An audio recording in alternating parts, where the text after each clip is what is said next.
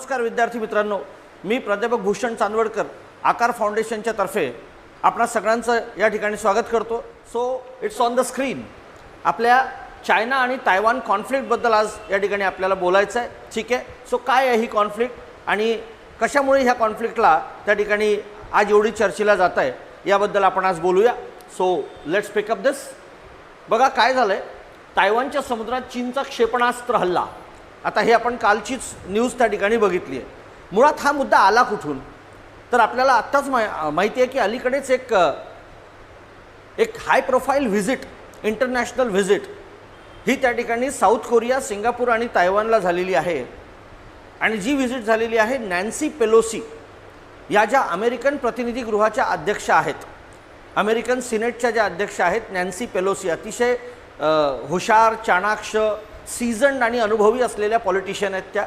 आणि American प्रेसिडेंटनंतर second in line ज्याला आपण म्हणतो की अमेरिकन राष्ट्राध्यक्षांनंतर सगळ्यात महत्त्वाची व्यक्ती अमेरिकेमध्ये कोणी असेल तर ती म्हणजे प्रतिनिधी गृहाचे अध्यक्ष असतात, म्हणजेच या नॅन्सी पेलोसी बाई आहेत। आता या नॅन्सी पेलोसी या ठिकाणी साऊथ एशियाच्या दौऱ्यावर आल्या होत्या आणि ईस्टर्न कंट्रीजच्या दौऱ्यावर आल्या होत्या। तर त्यावेळी त्यांनी सिंगापूर, साऊथ कोरिया आणि तायवानला भेट द्यायचं त्या ठिकाणी ठरवलं। मग आता अमेरिकेकडनं त्या तायवानला भेट देता आहेत हे जसं चीनला कळलेलं आहे तसा चीनने कांगावा सुरू केलेला आहे। आणि चीनने अमेरिकेला धमक्या द्यायला सुरू केल्या होत्या की जर का ह्या नॅन्सी पेलोसी बाई तायवानच्या धर्तीवर उतरल्या तर आम्ही स्वस्थ बसणार नाही, त्याचे परिणाम तुम्हाला भोगावे लागतील आणि त्याचे परिणाम गंभीर परिणाम असतील, असं त्या ठिकाणी अमेरिकेला त्यांनी धमकी दिलेली। आणि त्याच गोष्टीतनं जागतिक टेन्शन या दोन महासत्तांमधलं वाढलेलं आपल्याला दिसलं आणि त्याच्याच माध्यमातून हा मुद्दा सध्या चर्चेत आहे की नेमका हा इश्यू काय आहे। ठीक आहे, मग आता आपण त्यातला जो लेटेस्ट मुद्दा आहे तो हा आहे की चायनाने या ज्या तायवानच्या समुद्रामध्ये, ज्याला नॉर्मली साऊथ चायना सी असं जे म्हटलं जातं, त्यात एक तायवान हे बेट आहे, म्हणजे ही एक आयलंड नेशन आहे। आणि याच्या समुद्रामध्ये त्या ठिकाणी चायनाने काल काही क्षेपणास्त्र दागलेली आहेत, साधारणतः 11 क्षेपणास्त्र त्यांनी त्या ठिकाणी दागलेली आहेत। आणि त्यातली जवळजवळ 5 क्षेपणास्त्र ही जपानच्या समुद्रामध्ये पडलेली आहेत। म्हणजे जपानचा जो एक्सक्लुझिव्ह इकॉनॉमिक झोन आहे, सागरी विशेष क्षेत्र, त्याच्यामध्ये त्या ठिकाणी ती पडलेली आहे। आणि म्हणून जपानने सुद्धा त्याला कडवा विरोध केलेला आहे की तुम्ही असं कसं करू शकता, आंतरराष्ट्रीय संकेत तुम्ही कसे काय धुडकावून लावू शकता आणि आमच्या समुद्रात जर का तुमचे क्षेपणास्त्र पडत असतील तर त्या ठिकाणी आम्ही आमच्या राष्ट्रीय सार्वभौमत्वाला तो धोका का मानू नये। ठीक आहे ना। तर सध्याची परिस्थिती ही जी उद्भवलेली आहे त्याचं मुळात हे जुनं आहे। त्याचं मूळ हे साधारणतः दुसऱ्या महायुद्धानंतर उद्भवलेल्या परिस्थितीपासून आपल्याला बघता येतं। हा जो तायवान नावाचा आजचा जो देश आहे, या तायवानला चायनीज तायपेई असं म्हणत असतं। या तायवानची हिस्ट्री जर का आपण थोडक्यात बघितली तर साधारणतः हा तायवान हा देश मुळात मेनलँड चायनापासून थोडा जवळ साऊथ चायना सीमध्ये एक आयलंड नेशन आहे। आणि ज्यावेळी चायना स्वतंत्र झालं आणि चायनाचा उदय हळूहळू त्या ठिकाणी व्हायला लागला, त्यावेळी चायनाचं जे नेतृत्व होतं त्या नेतृत्वाने हा प्रयत्न केलेला आहे की हा सातत्याने साऊथ चायना सीतला जेवढा पण भूभाग आहे, ज्याच्यामध्ये मग काही बेटंसुद्धा येतात, त्या बेटांवर सुद्धा आता आपलीच त्या ठिकाणी प्रभुसत्ता असली पाहिजे। आणि म्हणून त्यांनी एक एक बेट बळकावायला त्या ठिकाणी सुरुवात केलेली आहे। आता आपल्याला माहिती आहे की चायना ही एक कम्युनिस्ट शक्ती आहे, साम्यवादी शक्ती आहे। आणि चायनामधली जी क्रांती आहे तीसुद्धा साम्यवादी क्रांती झालेली आहे। शेतकरी जमीन मालकांच्या विरोधातली जी क्रांती ज्याला आपण म्हणतो ती साम्यवादी क्रांती झालेली आहे माओ त्से तुंग यांच्या नेतृत्वाखाली। आणि तेव्हापासून चायना हा साम्यवादाचं मॉडेल घेऊन आजपर्यंत साधारणतः राजकीय मॉडेल म्हणून तरी कंटिन्युअसली त्या ठिकाणी पुढे जातो आहे। आणि त्याच्यामुळे चायनाला असं वाटणं की या एरियातले सगळे जे, कारण चायना एक मोठा देश आहे, खूप मोठा देश आहे, भारताच्या तुलनेमध्ये विचार केला तरी भरपूर मोठा देश आहे। लोकसंख्येने तर आपल्यापेक्षा थोडा पुढे आहेच, पण भूभाग म्हणूनही तो भारतापेक्षा दुप्पटपेक्षा तिप्पटच्या जवळपासचा देश आहे। आणि त्याच्यामुळे साधारणतः चायनाला असं वाटणं की आशियातली एक महासत्ता म्हणून माझा दरारा या क्षेत्रामध्ये राहिला पाहिजे आणि किमान माझ्या अवतीभोवतीच्या लोकांनी तर जास्त, ज्याला आपण काय म्हणू, आवाज काढता कामा नयेच, त्यांनी माझ्या आदेशावर हुकूमच वागलं पाहिजे। म्हणून त्यांनी मग ते तुमचा हाँगकाँगचा मुद्दा असेल किंवा चायनीज तायपेई मुद्दा असेल, प्रत्येकावर दरारा निर्माण करण्याचा पहिलेपासून प्रयत्न केला होता. मात्र चायनामध्ये कम्युनिझम आहे, तिथे लोकशाही नाही आणि म्हणून तिथे पूर्वापारपासून लोकशाहीला सपोर्ट करणारे जे फोर्सेस असतात त्यांचं दमन करण्याची प्रथा आहे. म्हणजे जे जे लोक लोकशाही चायनामध्ये डिमांड करत असतात त्यांना त्या ठिकाणी दाबून टाकणं, प्रसंगी मारूनही टाकणं, त्यांच्या चळवळी चिरडणं, हे प्रकार चायनीज आस्थापना सातत्याने करत आलेले आहेत.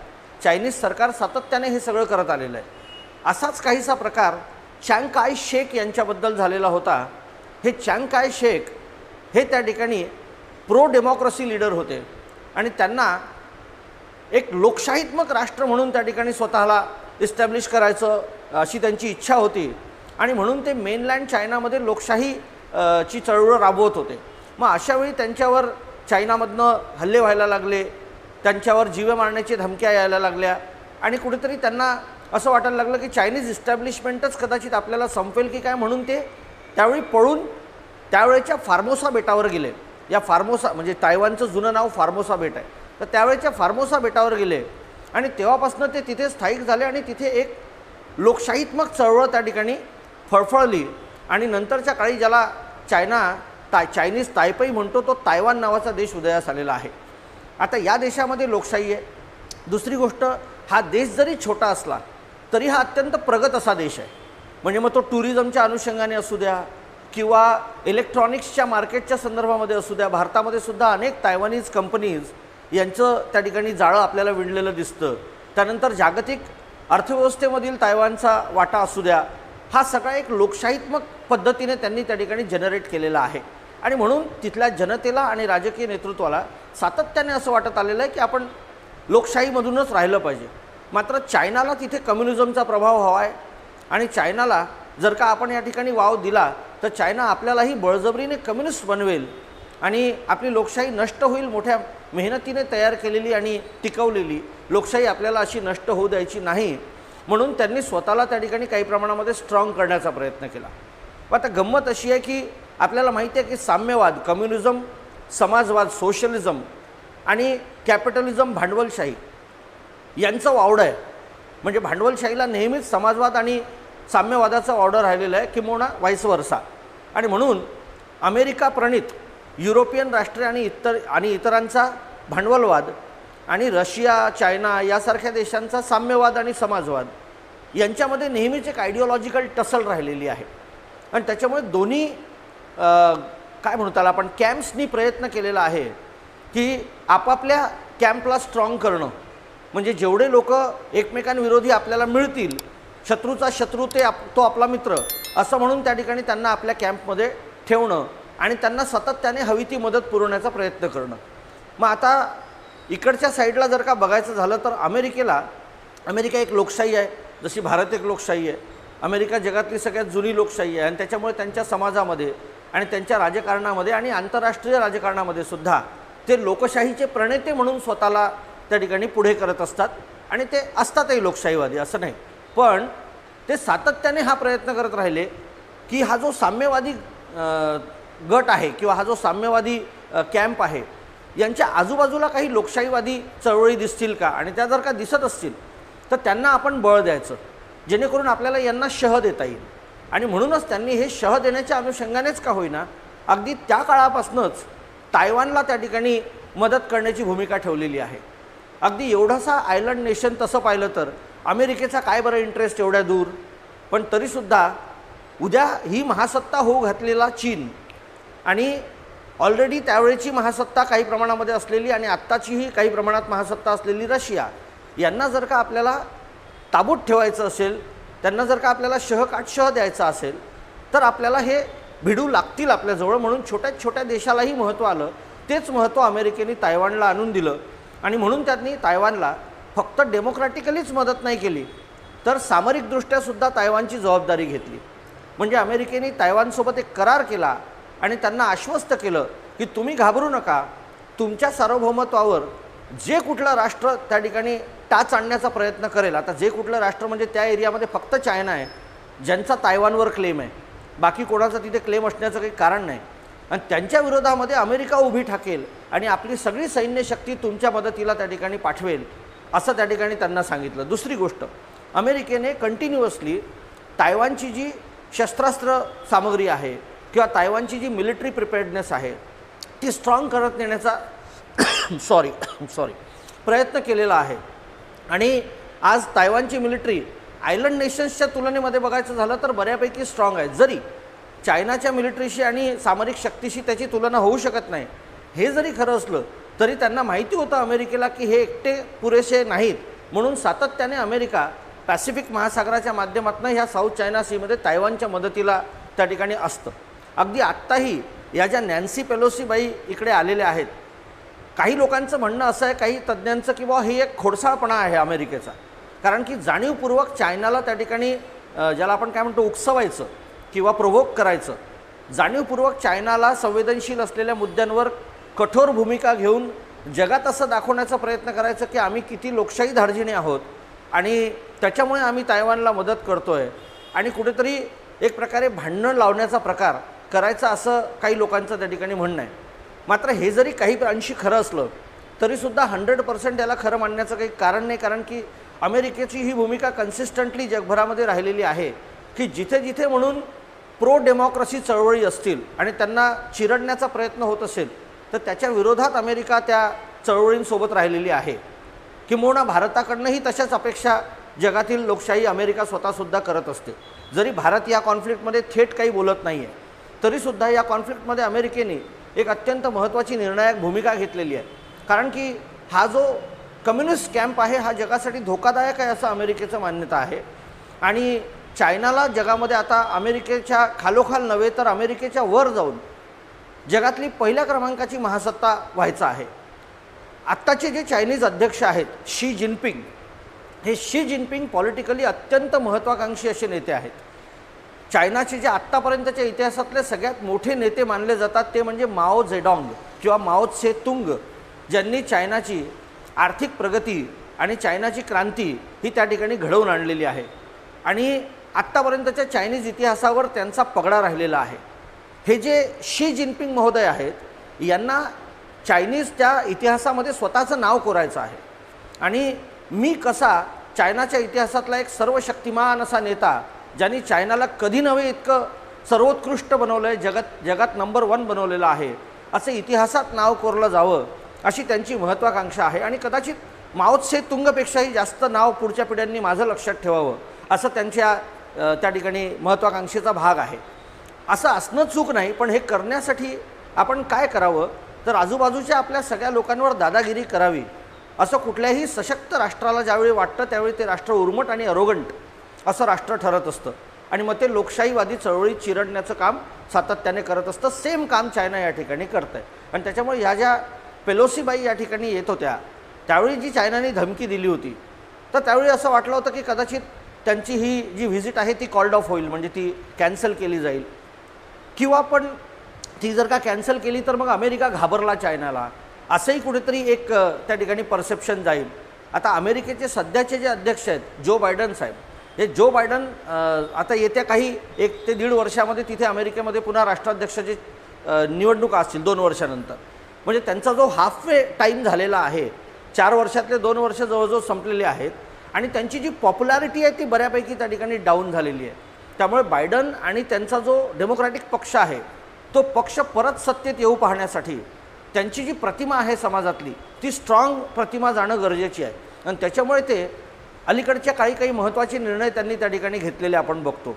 एक म्हणजे त्या अल कायदाच्या अल जवाहिरीला त्या ठिकाणी अफगाणिस्तानात ड्रोन हल्ल्यामध्ये मारणं असेल, किंवा अगदी तुमचं हे चायनाच्या संदर्भातली भूमिका घेणं असेल, है ना, किंवा म्हणजे करारी नेतृत्व आहे बुवा, कारण त्यांची तशी इमेज नाही आहे तिथे, ते एक प्रकारचं थोडंसं सॉफ्ट नेतृत्व आहे अशी त्यांची इमेज आहे. मात्र अलीकडचा काळ बघता जगात सगळीकडेच जनता एक करारी नेतृत्वाला पसंत करते. अगदी भारतामध्येही आपल्याला हेच दिसते. पण त्याच्यामुळे बा आपली ही इमेज मेकओव्हर झाली पाहिजे म्हणून अमेरिकाही थोडंसं इरेला पेटल्याचं आपल्याला दिसतं आहे. प्लस त्यांना ते जस्टिफाय पण करता येतं, कारण अमेरिकन समाजाची मूल्य ही डेमोक्रॅटिक मूल्य आहेत आणि त्याच्यामुळे आपण त्याच्यासाठीच भांडतो आहे जगभर. आपण स्वतः तर त्याचे पालन करतोच आहोत, पण इतरांनाही आपण सोबत घेऊन त्या ठिकाणी त्याच्यासाठी भांडतो आहे. म्हणून मग ते जस्टिफाय करण्यासाठी हे इरेला पेटलेत की जेणेकरून आपण चायनाला त्या ठिकाणी कंटेन करणं गरजेचं आहे. कारण की चायनाची जी चौफेर होत जाणारी प्रगती आहे, भयंकर मोठी प्रगती आहे, ती जगाच्या डोळ्यात भरते आहे आणि अमेरिकेच्या आता डोक्यामध्ये जाते. कारण की अमेरिकेला आपलं नंबर 1 जे स्थान आहे जागतिक अर्थव्यवस्थेतलं, ते काही केल्या गमावायचं नाही आहे. विशेषतः रशियाला आणि चायनाला तर त्यांना कुठल्याही परिस्थितीमध्ये जास्त पुढे जाऊ द्यायचं नाही आहे. मग आता हे करत असताना कसं करता येईल, तर मग त्यांच्या ज्या दुखऱ्या नसी आहेत त्याच्यावर बोट ठेवणं किंवा त्यांच्या ज्या दुखऱ्या बाबी आहेत त्याच्यावर बोट ठेवणं आणि तिथे कुठेतरी त्यांना त्रास देत राहणं. त्याच्यासाठी म्हणून अमेरिकेने ही भूमिका या तायवानच्या साईडली घेतलेली आहे. फक्त एवढंच आहे की त्यांची ही सातत्यपूर्ण भूमिका राहिली आहे. त्याच्यामध्ये आपल्याला काही वावगं त्या ठिकाणी आज वाटण्याचं कारण नाही. सातत्यपूर्ण भूमिका त्यांची राहिली आहे. पण अनेक लोकांचं असंही म्हणणं आहे की बुवा हे भलत्याच वेळी भलतंच काहीतरी कुरापती उकसत बसायच्या. ऑलरेडी कोविडनी, युक्रेनच्या कॉन्फ्लिक्टनी जगामध्ये प्रॉब्लेम्स आहेत, मग यांना अजून नवीन भांडण उकरायला कोणी लावलं. आता प्रश्न आहे, हे आपण म्हणतोय, पण प्रत्येक राष्ट्राला काय वाटतंय हे त्या त्या राष्ट्राचं सार्वभौम नीती निर्धारण करणारे लोक डिसिजन घेत असतात. आणि त्याच्यामुळे 2 सशक्त राष्ट्र जागतिक पातळीवरचे एकमेकांशी जर का भांडत असतील तर आम्हा पामरांना त्यामध्ये काय बोलण्याचा अधिकार, असं काही लोकांची धारणा त्या ठिकाणी होऊ शकते. आणि त्याच्यामुळे कुठेतरी चायना आणि या अमेरिकेतल्या कॉन्फ्लिक्टमुळे तायवान एक नवीन युक्रेन होतो की काय असं वाटायला लागला. म्हणजे तायवानचं सँडविच होतं की काय. या दोघांच्या भांडणामध्ये तायवान होरपळल्या जाईल का, अशी काही लोकांची शंका आज त्या ठिकाणी बोलून दाखवल्या जाते. मात्र असं होण्याची शक्यता जराशी कमी वाटते. कारण की जरी हे दोन्ही देश मोठे असले तरी ह्या दोन्ही देशांमध्ये मोठा व्यापारसुद्धा आहे. आणि तायवानवरचे कॉन्फ्लिक्ट हे किती वाढू द्यायचं याचा विचार ह्या दोन्ही देशांना इंडिव्हिज्युअली आपल्या पॉलिसीच्या अनुषंगाने निश्चित करावं लागणार. जरी ते कॅल्क्युलेटिव्ह सायकोलॉजिकल वॉरफेअरमध्ये सध्या खेळत असले तरी पण त्याला एक फुल ब्लोन वॉर होऊ द्यायचं का, एक पूर्ण युद्ध होऊ द्यायचं का, याचा विचार त्यांना सिरियसली करावा लागणार. आणि माझं वैयक्तिक फिलिंग असं आहे की कदाचित असा फुल ब्लोन वॉर करण्याच्या मनस्थितीत सध्या ते दोघंही नाही आहेत. कारण की जागतिक अर्थव्यवस्था ऑलरेडी लडखडलेली आहे आणि अशावेळी त्या अर्थव्यवस्थेमध्ये आपण एक वॉर फ्रंट ओपन करायचा आणि त्याचा खर्च बघता अर्थव्यवस्था पूर्ण बर्बादीकडे कधी जाईल सांगता येत नाही. आणि हे युद्ध असं झालंच तर ते कधी थांबेल हे सांगता येत नाही. प्लस ह्युमॅनिटेरियन क्रायसिस तयार होईलच, मानवतावाद विरोधी आपल्याला ठरवलं जाईल ही एक गोष्ट आहेच, रशियाला जसं ठरवण्याचा प्रयत्न करत आहे अमेरिका. तर त्यामुळे कुठेतरी वॉर होईल असं समजण्याचं काही कारण नाही. पण ह्या टेन्शन्समुळे सुद्धा जागतिक राजकारणावर आणि अर्थकारणावर आमूलाग्र परिणाम त्या ठिकाणी होणार आहेत. तसं पाहिलं तर चायना बरोबर आहे का की तायवान माझाच आहे असं म्हणण्यामध्ये, तर आता अर्थात हे चायनाच्या साईडने बघितलं तर त्यांना ते बरोबरच वाटेल. तायवानच्या साईडने बघितलं तर आपल्याला असं वाटेल की नाही सर, छोटासा जरी देश असला तरी त्याच्यावर दादागिरी केली नाही पाहिजे. पण त्यामुळे अमेरिका आपल्याला बरोबर वाटेल. आणि अमेरिकेच्या साईडने बघितलं तर अमेरिकेला स्वतः अमेरिका बरोबरच वाटेल. त्यामुळे बरोबर कोण किंवा चूक कोण म्हणण्यापेक्षा आत्ताच्या परिस्थितीतनं काय परिस्थिती पुढची हे काय म्हणतो त्याला आपण उद्भवू शकते याचा विचार करणं गरजेचं आहे. आता राजकीय परिस्थितीचा जर का विचार केला, आता हा एक जो साऊथ चायना सी आहे ना, हा एक अलीकडच्या काही दशकांमध्ये अत्यंत महत्त्वाचा समुद्र झालेला आहे. साऊथ चायना सी म्हणजे चायनाच्या दक्षिणेकडील समुद्र. हा मुळात एक पॅसिफिकचा भाग आहे आणि जसा भारताला हिंदी महासागर आहे. आणि आपल्याला माहिती आहे की आंतरराष्ट्रीय मॅरिटाईम लॉनुसार 12 नॉटिकल माईल्सपर्यंत कुठल्याही देशाचा एक्सक्लुझिव्ह इकॉनॉमिक झोन असतो आणि त्याच्यानंतर मात्र आंतरराष्ट्रीय वॉटर्स त्या ठिकाणी तयार होत असतात. म्हणजेच आंतरराष्ट्रीय समुद्र त्या ठिकाणी सीमा असते. आंतरराष्ट्रीय समुद्री सीमेमध्ये प्रत्येकासाठी समुद्र मोकळा असतो आणि त्याच्यामध्ये वागण्याचे काही दंडक आपण इंटरनॅशनल मॅरिटाईम लॉच्या अनुषंगाने आंतरराष्ट्रीय समुदायाने तयार केले आहेत. मग त्यामुळे व्यापार हा सुलभ होणं हे वगैरे सगळं आलं. पण आता कुठल्याही एका देशाने एखाद्या समुद्रावर हक्क सांगणं आणि मग त्या समुद्रावर हक्क सांगता सांगता त्यातल्या बेटांवरही हक्क सांगणं, अलीकडच्या काळी ही आता ताईची भूमिका चायना घेताना आपल्याला दिसतोय. आणि त्याच्यामुळे जगाला खऱ्या अर्थाने धोका काय आहे तर या फ्रंटवर आपल्याला चायनाची ही उर्मट भूमिका दिसते. बरं, चायनाची ही भूमिका फक्त या विस्तारवादातच दिसत नाही, कारण चायनाची स्टेटेड पॉलिसी विस्तारवादाची आहे. ते जरी ते असं मान्य करत नसले तरी त्यांचा इतिहास आपल्याला सांगतोय की a stronger China has been always a expansionist China. म्हणजे ज्यावेळी चायना स्ट्रॉंग झालेला आहे अर्थकारणात त्यावेळी ते सतत विस्तारवादी राहिलेले आहेत. आणि त्याच्यामुळे त्यांचा तो विस्तारवाद हा अत्यंत भयावह किंवा विघातक आहे जगासाठी. जगात शांतीसाठी ते चांगलं नाही. म्हणजे पहिलेच कोविडमध्ये चायनावर प्रश्नचिन्ह लागलेलं आहे की कदाचित हा व्हायरस चायनाने आर्टिफिशियली तयार केला की काय, त्याची उत्तरं अजून पुरेशी मिळालेली नाही आहे. दुसरं म्हणजे चायना क्लायमेट टॉक्समध्ये अजिबात बोलायला तयार नाही आहे. म्हणजे आंतरराष्ट्रीय पातळीवर काही क्लायमेट निगोशिएशन ज्यावेळी होतात तेव्हा चायना अत्यंत कन्झर्वेटिव्ह पद्धतीने त्या ठिकाणी जात असतो. तो कट्स वगैरे, इमिशन कट्स वगैरे घेण्याची भाषाच करत नाही. तिसरं म्हणजे तो हा जो विस्तारवाद आहे त्याचा एक्सपॅन्शनिझम, याला तो स्वतः कंट्रोल करत नाही. कारण आजचं जग हे विस्तारवादाचं नव्हे, आजचं जग हे बहुध्रुवीयकरणाचं आहे, मल्टीपोलॅरिटीचं आहे आणि एकमेकांच्या सार्वभौमत्वाचा रिस्पेक्ट करण्याचं जग आहे. मग अशावेळी तुम्ही दुसऱ्या देशांवर करडी नजर टाकाल तर मग आंतरराष्ट्रीय समुदायाच्या भुवया उंचावणारच आहे. मग अशावेळी चायनाचा हा जो धोका आहे, हा जो त्यांचा स्वभावात्मक साम्यवादाचा दृष्टिकोन आहे, हा धोका ओळखून जागतिक समुदायाला वागावं लागेल. म्हणजे येत्या काळामध्ये गंमत अशी ठरेल की चायनाने गेल्या काही दशकांमध्ये स्वतःचं जे विशेषतः जेव्हापासून त्यांनी लिबरलाइज केलं आहे, साधारणतः 1980च्या दशकापासून त्यांनी सातत्यपूर्णरित्या स्वतःला आर्थिकदृष्ट्या भक्कम केलेलं आहे आणि आज ती जगातली पहिली दुसरी काय म्हणायचं ती महासत्ता म्हणा निश्चित आहे, निर्विवाद आहे. आणि म्हणून त्यांनी अनेक देशांना, मग ते प्रसंगी चेकबुक डिप्लोमसीच्या माध्यमातून म्हणजे कर्ज देऊन आपलं अंकित बनवणं असो, जसं श्रीलंकेला केलं, किंवा त्यांच्याकडे व्यापाराच्या माध्यमातून इन्व्हेस्टमेंट करणं असो, त्या देशाशी व्यापार स्थापना असो, असे आर्थिक संबंध त्या ठिकाणी त्यांनी तयार केलेले आहेत. आणि त्याच्यामुळे पॉलिटिकल क्लाउट अँड क्लॅमर चायनाचं त्या देशांमध्ये वाढलेलं आहे. विशेषतः अलीकडच्या काळी चायनाचा जो BRI इनिशिएटिव्ह आहे, बेल्ट अँड रोड इनिशिएटिव्ह, ज्याच्या माध्यमातून ते China Pakistan economic corridor CPEC POK नेत आहेत, तो सुद्धा एक अत्यंत महत्त्वाकांक्षी प्रकल्प आहे की जेणेकरून चायना इतका स्ट्रॉंग होऊन जाईल की जगात येत्या काही दशकांमध्ये, नवे शतकांपर्यंत चायनाच महासत्ता बनून राहील, अशी त्यांची महत्त्वाकांक्षा आहे. आणि त्याला अमेरिका आणि इतर युरोपियन राष्ट्रांचा विरोध आहे.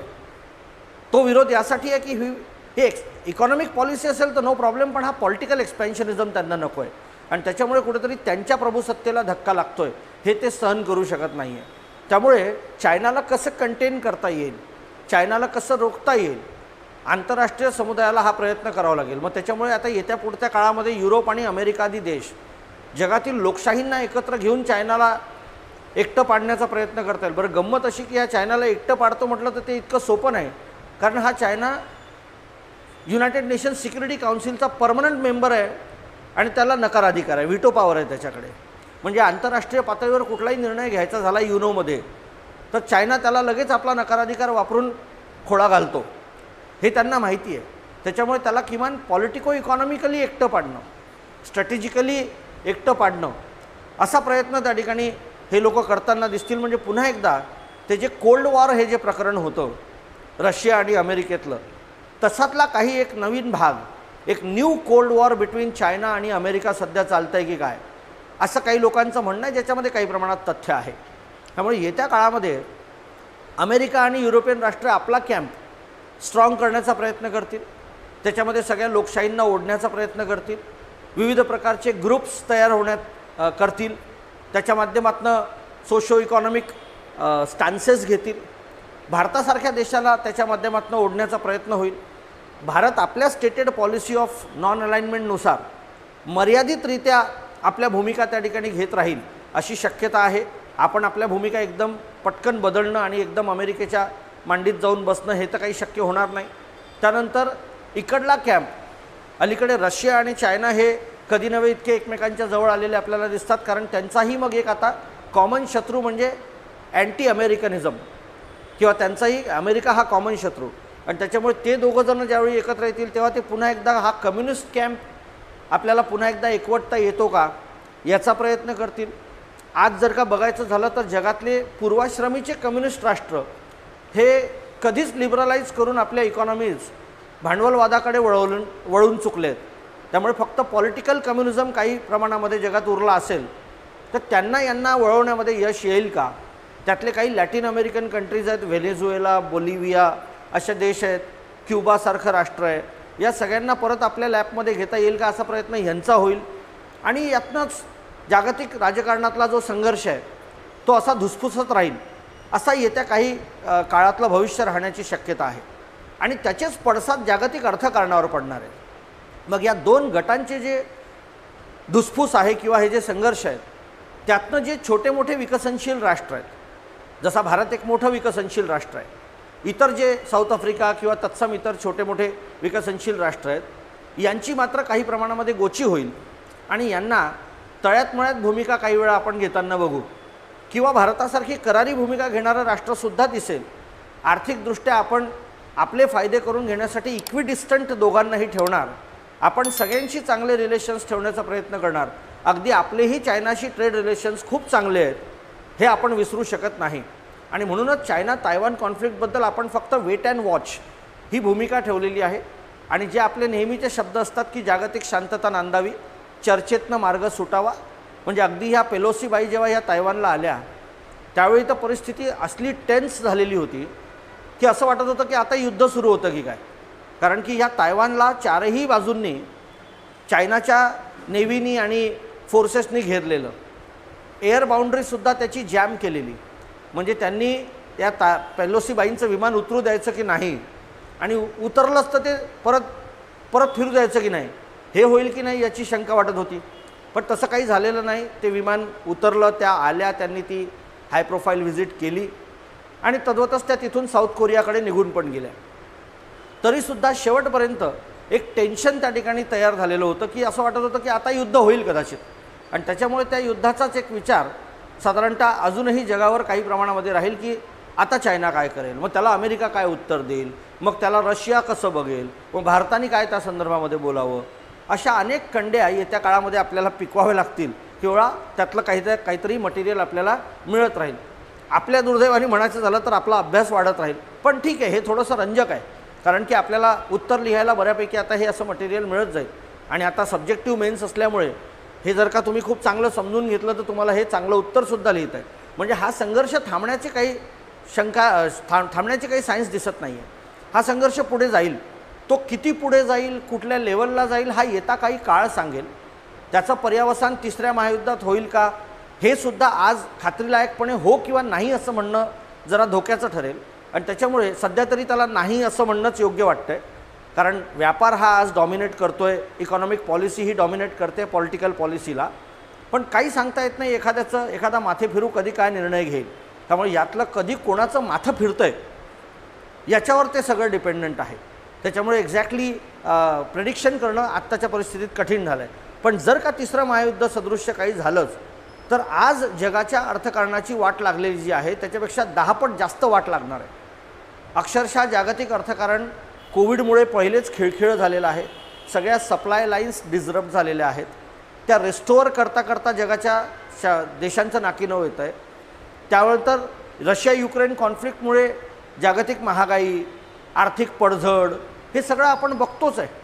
आणि त्याच्यात जर का आता या दोन महासत्ता हे जर का भांडायला लागले तर हे दोन महासत्ता ह्या जागतिक अर्थकारणामध्ये मॅग्नेटिक इकॉनॉमीज आहेत हे विसरायला नको. अमेरिकेची अर्थव्यवस्था आणि चायनाची अर्थव्यवस्था दोघांची अर्थव्यवस्था ही $20 ट्रिलियन पेक्षा जास्तच्या अर्थव्यवस्था आहेत आणि हे दोघं मिळून जवळजवळ $40 ट्रिलियन जागतिक अर्थकारण हँडल करत असतात.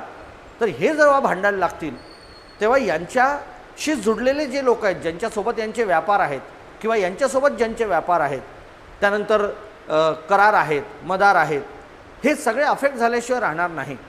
आणि पुन्हा जगातली दारिद्र्य, गरिबी, बेरोजगारी, उपासमार हे ऑलरेडी जे WHO किंवा वर्ल्ड बँक हे जे आपल्याला सांगतं आहे की हे वाढतं आहे कोविडपासून, ते आणखी वाढेल आणि जग आणखी अस्थिर होण्याची शक्यता आहे. म्हणजे येत्या काळामध्ये शांततेसाठी जाणीवपूर्वक डिप्लोमॅटिक प्रयत्न केले जाणं हे गरजेचे आहे आणि काहीही करून वॉर टाळणं हे गरजेचे आहे. फक्त एवढंच आहे की जेव्हा जेव्हा जगावर अशी परिस्थिती येते त्यावेळी सशक्त राष्ट्रांनी पुढे येऊन हे केलेलं आहे. आताचा प्रॉब्लेम असा आहे की हे सशक्त राष्ट्रच एकमेकांना भांडतील तर मग अशक्त राष्ट्र यांना समजवण्यासाठी सशक्त आहेत का, हा एक प्रश्न त्या ठिकाणी उत्पन्न होतो. आणि त्यामुळे येता काळ हा we have to keep our fingers crossed की एक्झॅक्टली काय होणार आहे हे सांगता येत नाही. असा हा साधारणतः ओव्हरऑल एक चायना तायवान कॉन्फ्लिक्टचा मुद्दा आहे. त्यामुळे हे जे मी सगळे मुद्दे तुम्हाला सांगितले हेच आपल्या या PPTमध्ये आहेत. बघा तुम्ही, तायवानचे महत्त्व मी तुम्हाला सांगितलं, तायवानच्या मुद्द्यावर भारताची भूमिका मी तुम्हाला सांगितलं आहे की तायवानच्याबद्दल भारताची भूमिका ही नेहमीच कॉन्स्टंट राहिलेली आहे, कारण तायवान एक डेमोक्रेसी आहे आणि भारतही एक डेमोक्रेसी आहे. त्यामुळे भारताने सरळ हीच भूमिका घेतलेली आहे की बाबा कुठल्याही राष्ट्राचं कुठल्याही एका दुसऱ्या शेजारी राष्ट्राबरोबर जे लोकशाहीत्मक नातं असलं पाहिजे जसं आपलं आहे. आपले आजूबाजूला छोटे मोठे राष्ट्र आहेत ना, श्रीलंका आहे, नेपाळ आहे. भारताने ठरवलं असतं तर आपण कधीही त्यांना आपल्या तावडीमध्ये ओढू शकलो असतो आणि कोणाची ताकद नव्हती आपल्याला त्यापासून रोखण्याची. पण भारताने तसं केलेलं नाही आहे. उलट बांगलादेशसारखा देश आपण स्वतंत्र करून दाखवलेला आहे आणि तेव्हापासून आपण या सगळ्या भूटानसारखं राष्ट्र असेल, या सगळ्या छोट्या मोठ्या देशांची आपण सार्वभौमत्वाचा आपण आदर केलेला आहे आणि रक्षण करण्याची भाषा ठेवली आहे. सेम भूमिका भारताची त्या ठिकाणी राहिलेली आहे. आपण नेहमी तायवानला यासाठी लोकशाही म्हणून सपोर्ट करतो, मात्र आपण चायना तायवान कॉन्फ्लिक्टबद्दल बोलताना थोडेसे कॉशियस मात्र निश्चित असतो, कारण आपले दोन्ही देशांशी चांगले व्यापारी संबंध आहेत है ना. त्यामुळे चायनाला पण आपल्याला ऑफेंड करायचं नाही आहे, अमेरिकेला पण ऑफेंड करायचं नाही आहे. म्हणून आपली संयत भूमिका असते की लोकशाही ही प्रिवेल झाली पाहिजे आणि शांततामय मार्गाने तोडगा काढला पाहिजे आणि प्रत्येक राष्ट्राचं सार्वभौमत्व रिस्पेक्ट झालं पाहिजे. म्हणजेच आपण हे सांगतोय चायनाला एका अर्थाने की तुम्ही तायवान माझा आहे, तायवान माझा आहे, जे तुम्ही ते वन चायना पॉलिसीच्या सहाय्याने बोलता आहात ते काही आम्हाला पटलेलं नाही आणि त्याच्यामुळे तुम्ही तायवानच्या सार्वभौमत्वावर जी काही वक्रदृष्टी करता आहात ती करू नका, त्याच्याशी आम्ही सहमत नाही, असं आपण एक टॅसिटली चायनाला सतत सांगत असतो. त्यामुळे भारताचे कायदापूर्व परराष्ट्र धोरण हा जो त्यांचा कायदा झालेला आहे अमेरिका तायवानचा, त्यापूर्वीचं आपलं परराष्ट्र धोरण असू द्या किंवा आताचं असू द्या, ते एकसारखंच राहिलेलं आहे. कन्सिस्टंट भूमिका भारताची असते. ठीक आहे, पुढे जाऊया आपण. आता काय, अमेरिकेच्या स्पीकर नॅन्सी पेलोसी, हे मी तुम्हाला आत्ताच सांगितलं की फारसे त्यांना प्रतिसाद मिळत नाही है ना, त्यामुळे तायवान भेटीला त्या आल्या. यामुळे चीन आणि अमेरिका या दोन अतिशक्तिशाली देशांमध्ये तीव्र तणाव निर्माण झाला है ना. हेच आहे ते मी जे तुम्हाला सांगितलं. हा एक मॅप आहे ज्याच्यामध्ये बघा आपल्याला दिसतंय एक्झॅक्टली कुठे आहे हा तायवान. हा इथे तायवान आहे बघा है ना.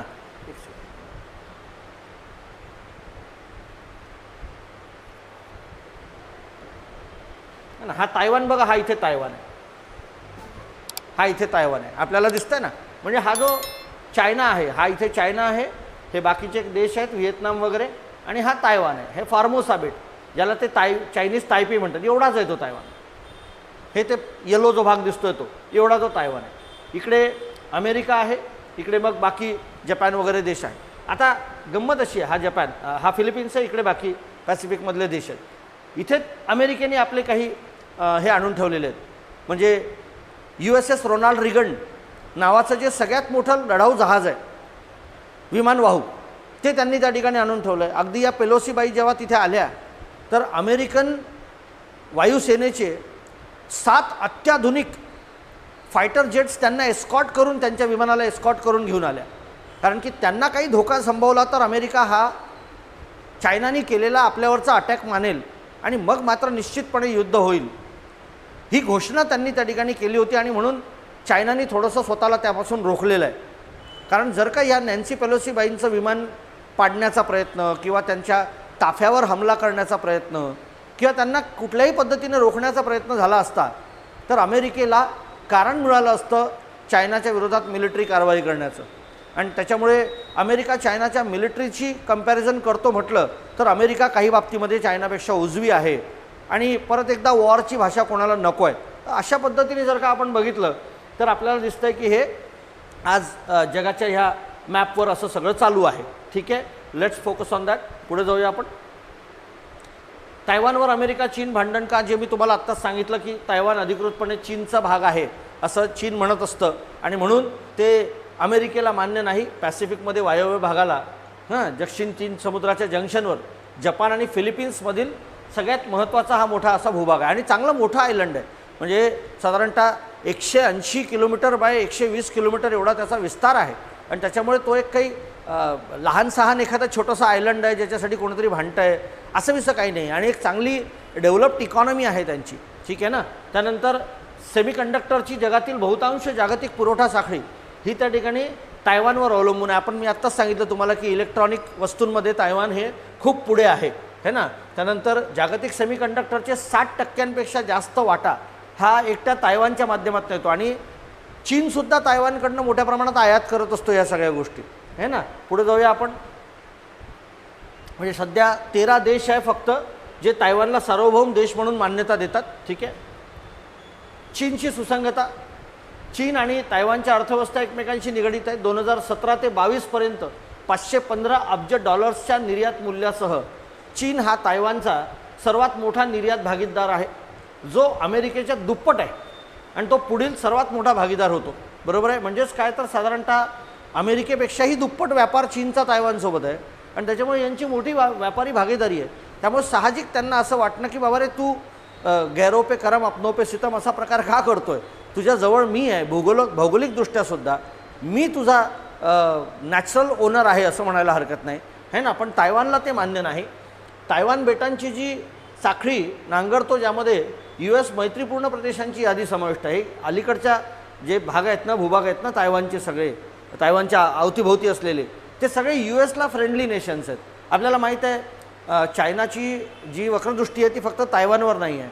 सेनकाकू आयलंड्स आहेत, पार्सेल आयलंड्स आहेत, है ना. तर हे सगळे आयलंड्सवर चायनाचा से चालतो आहे. अगदी एवढंच कशाला, आपल्या अंदमान निकोबार बेटांवर सुद्धा ते वक्रदृष्टी करायला कमी करणार नाहीत. म्हणून आपण आपली अंदमान निकोबार कमांड स्ट्रॉंग केलेली आहे. या गोष्टींचा विचार केला तर अमेरिकेचे तायवानशी अधिकृत राजनैतिक संबंध नाही आहेत, परंतु अमेरिकेच्या कायद्याने तायवान संबंध कायदा 1979ला अमेरिकेने जो केलेला आहे त्या बेटाला स्वतःचे संरक्षण करण्याचे साधन प्रदान करणे बंधनकारक आहे. म्हणजे काय तर त्यांच्यावर जर का कोणी त्यांच्या सुरक्षेला धोका उत्पन्न केला तर अमेरिकेला त्या ठिकाणी जाणं बंधनकारक आहे. म्हणजे अमेरिका त्यांचा मसिया बनून त्या ठिकाणी जाईल. मैं तेरा रखवाला हूँ वगैरे वगैरे, ठीक आहे. पुढे जाऊया आपण. भारत तायवान संबंध. मी तुम्हाला सांगितलं की भारताच्या ॲक्ट ईस्ट पॉलिसीसाठी तायवान एक महत्त्वाचा देश आहे आणि अलीकडेच आपण पॅसिफिकमध्ये पूर्वी आपण जास्त ॲक्टिव्ह नसायचो, मात्र अलीकडे आपण पॅसिफिकमध्ये लक्ष घालायला सुरुवात केली आहे, कारण चायनाने हिंदी महासागरामध्ये दादागिरी करण्याचे प्रयत्न चालवले आहेत आणि त्याच्यामुळे आपल्याला तो एक बॅलन्स ठेवायचा आहे. त्यामुळे भारताने तायवानशी व्यापार आणि गुंतवणूक तसेच विज्ञान आणि तंत्रज्ञान या बाबतीमध्ये पर्यावरण समस्या, लोकांची देवाणघेवाण, पीपल टू पीपल कॉन्टॅक्ट, सहकार्य विकसित केलेले आहे. उदाहरणार्थ इंडिया तायपेई असोसिएशन ITA हे जे आपण स्थापलेलं आहे आणि Taipei economic and cultural centre हे दिल्लीमध्ये आपण स्थापलेलं आहे. भारत आणि तायवानमध्ये औपचारिक राजनैतिक संबंध नाहीत, परंतु 1995 पासून दोन्ही बाजूंनी एकमेकांच्या राजधानीमध्ये प्रतिनिधी कार्यालय ठेवलेली आहेत. कॉन्सुलर ॲक्सेस ज्याला आपण म्हणतो, जी वास्तविक दूतावास म्हणून काम करत असतात.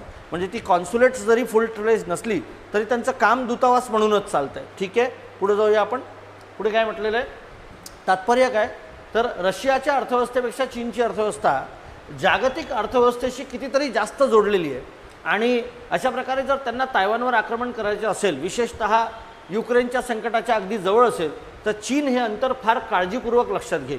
कारण की मी सांगितलं ना की चायना एक मिलिटरी पॉवर म्हणून तर मोठी झाली आहे, पण ती इकॉनॉमिक पॉवर पहिल्यांदा झाली आहे, ज्याच्या भरोशावर मिलिटरी पॉवर झाली आहे. त्यामुळे लगेचच्या लगेच एकदम असं सगळं करून टाकणं हे त्यांनाही शक्य नाही.